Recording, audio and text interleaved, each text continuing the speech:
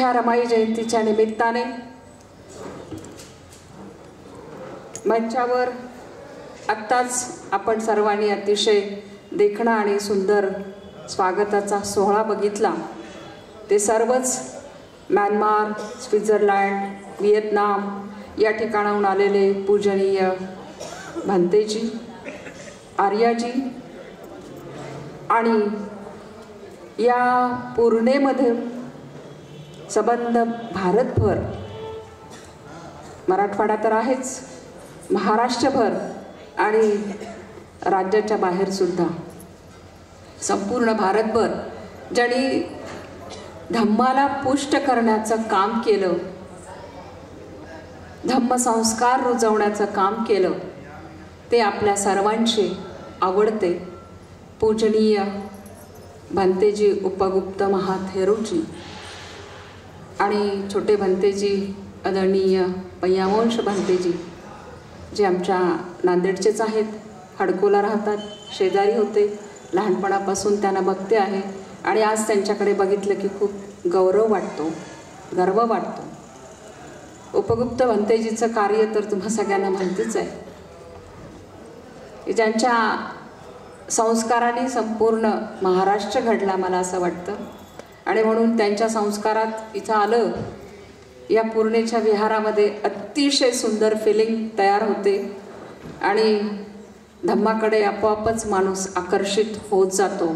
इतकं सुंदर त्यांनी या ठिकाणी काम केलेलं आहे, त्यांच्या कार्याचा गौरव करावा तेवढं कमी आहे।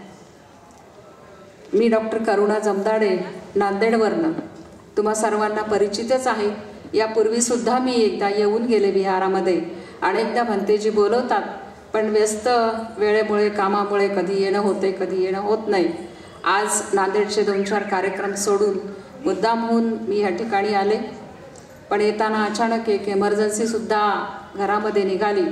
पुतण्या माझा थोडा सिरियस आहे, त्यामुळे मी थोडंसं दिवसभर थांबण्याच्या विचाराने निघाले होते, पण मला थोडंसं लवकर जावं लागणार आहे।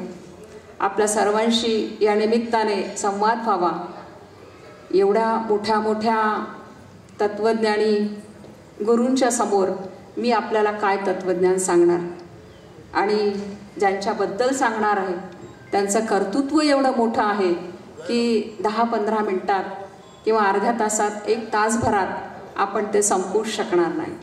आणि म्हणून आज आपल्याशी संवाद साधावा, भंतेजीचा आदेश आहे, इथं यावं, सगळ्यांच्या भेटी घ्याव्यात, म्हणून मी या ठिकाणी आले। जीर्ण धुळीचा खोल मुळीचा माणूस केला उभा, जीर्ण धुळीचा खोल मुळीचा माणूस केला उभा, माणूस केला उभा जयांना नव्हती कसली मुभा, माणूस केला उभा जयांना नव्हती कसली मुभा, त्याच धुळीचा माणूस बोले आज लाखामधली सभा, आज लाखामधली सभा। आणि आज जेव्हा आपण बघतो 100 वर्षाचा इतिहास समाजाचा आणि आजचं परिवर्तन, डॉक्टर बाबासाहेब आंबेडकरांचं आणि रमाई मातेचं जे काही योगदान आहे ते आपल्याला कधीच विसरता येणार नाही। आजचं परिवर्तन आणि आजचं समाजाचं चित्रण, मग प्रत्येक क्षेत्रातलं, शैक्षणिक असेल, सामाजिक असेल, प्रशासकीय असेल, राजकीय असेल, सांस्कृतिक असेल, प्रत्येक क्षेत्रातलं आजचं समाजाचं चित्र अत्यंत विलोभनीय आहे असं म्हटलं तर वावगं ठरू नये। गौरी रमाण थापलेली ठरली लाखाच्या मोलाची, गौरी रमाण थापलेली ठरली लाखाच्या मोलाची, तिची साधीच राहणी पण सोन्या मोत्याच्या तोलाची, सोन्या मोत्याच्या तोलाची। माता रमाईचं समर्पण मला वाटतं आज आपल्याला सांगायची गरज नाहीये। तुम्हा सगळ्यांना माहिती आहे की माता रमाईने किती कष्ट उपसले, किती परिश्रम केले आणि किती सोसलं सुद्धा।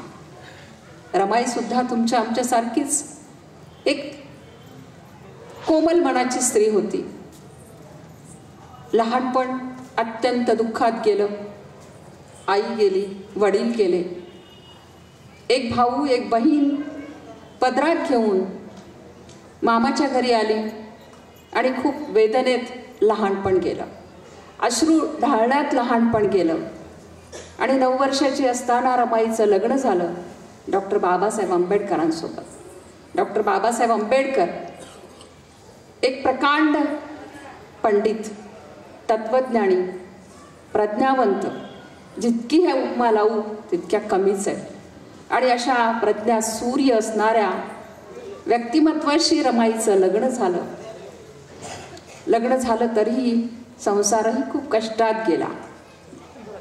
पण संसारातल्या अडीअडचणी, कष्ट, परिश्रम, दुःख, वेदना कधीच रमाईनी बाबासाहेबांपर्यंत नाही सांगितल्या. कदाचित बाबासाहेबांना या सगळ्या गोष्टीत रमाईने अडवलं असतं. एक पत्नी म्हणून पत्नीच्या अधिकाराने ते करूही शकली असती रमाई. पण रमाईने तसं केलं नाही.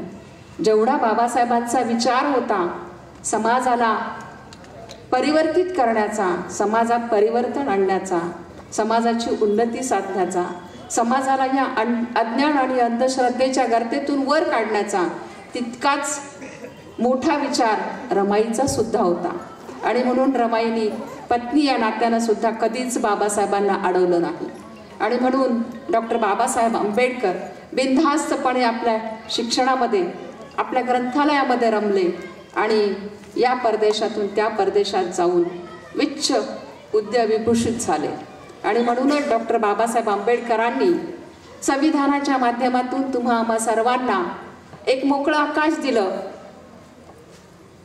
एक मोकळा मार्ग दिला आणि बुद्धाच्या तत्वज्ञानात सिंबिलित होण्यासाठी, समाहित होण्यासाठी, सहज आणि सुलभ जीवन जगण्यासाठी तुम्हा आम्हा सर्वांना एक सहज जीवन जगण्याचा मार्ग सुद्धा दिला. डॉक्टर बाबासाहेब आंबेडकरांचं आणि रमाईचं हे व्यक्तिमत्व आपण कधीच विसरू शकणार नाही, विसरू नये. म्हणून या ना त्या निमित्ताचं त्यांचं स्मरण करणं अत्यंत आवश्यक आहे. आणि म्हणूनच रमाईच्या नावाचा जागर होणं खूप गरजेचं आहे. वर्तमान काळाची ही गरज आहे आणि भविष्याची सुद्धा ती खूप गरज आहे. आज जेव्हा आपण समाजात डोकावून बघतो, एका साईडला परिवर्तन खूप झालेलं दिसतं, एका साईडला परिवर्तन खूप झालेलं दिसतं, पण दुसऱ्या साईडला परिवर्तन होणं अपेक्षित आहे असंही चित्र आहे.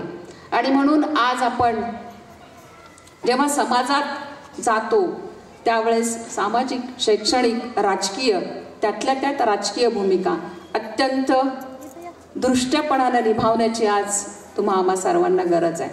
आणि म्हणून आज डॉक्टर बाबासाहेब आंबेडकरांचा आणि रमाईच्या जयंतीच्या निमित्ताने रमाईच्या कर्तृत्वाचा, बाबासाहेबांच्या कर्तृत्वाचा उजाळा करत असताना, रमाईच्या कर्तृत्वाचा उजाळा करत असताना एक संवेदनशील व्यक्तिमत्व हे दोन्ही होते.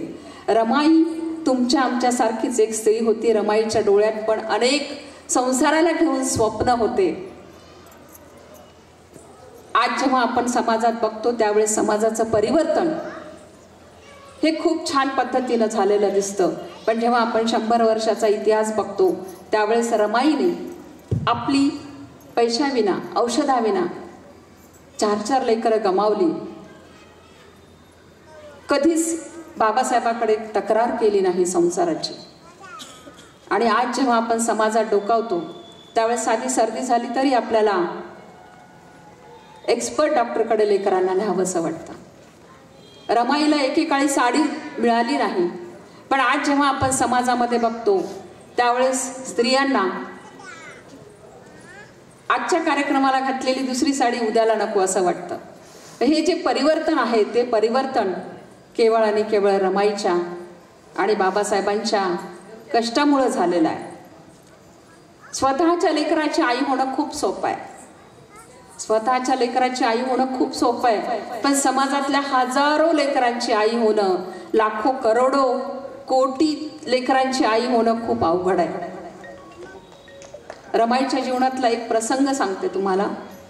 रमाई अतिशय कष्ट करायची. गौऱ्या शेण गोळा करणं, शेण्या थापणं, गौऱ्या विकणं आणि त्या विकून आलेल्या पैशातून संसार चालवणं. कधी उपाशी पोटी तर कधी अर्धपोटी राहून रमाईनं संसार चालवला. आणि ह्या कष्टातून सतत रमाई आजारी पडायच्या. आजारी पडल्यानंतर कधीतरी डॉक्टर बाबासाहेब आंबेडकरांना रमाईला पाहायचा वेळ मिळायचा आणि ते एक थोड्या वेळासाठी रमाईजवळ यायचे आणि घरच्या माणसांना सांगायचे रमाईला बाहेर कुठेतरी घेऊन जा, थोडंसं हवा पाणी बदल झाला की रमाई चांगली होईल. एकदा असंच बाबासाहेबांच्या वसतिगृहामध्ये रमाईला जायचा योग आला. रमाईची तब्येत बिघडलेली होती आणि तब्येत बिघडल्यामुळे बाबासाहेबांनी सांगितलं की तू वसतिगृहामध्ये जा, थोडीशी हवा पालट होईल, लेकरांमध्ये रमशील तर थोडंसं मनही लागेल. आणि रमाई वसतिगृहात गेल्या वराळे मामांसोबत. वसतिगृहाचं काम वराळे मामा बघायचे. वराळे मामांसोबत रमाई वसतिगृहात गेल्यात तर सगळे लेकरं कोमेजून बसलेली होती. लेकरांचा कोमेजलेला चेहरा. आई होती रमाई. आईला लगेच लेकरांचा चेहरा कळतो.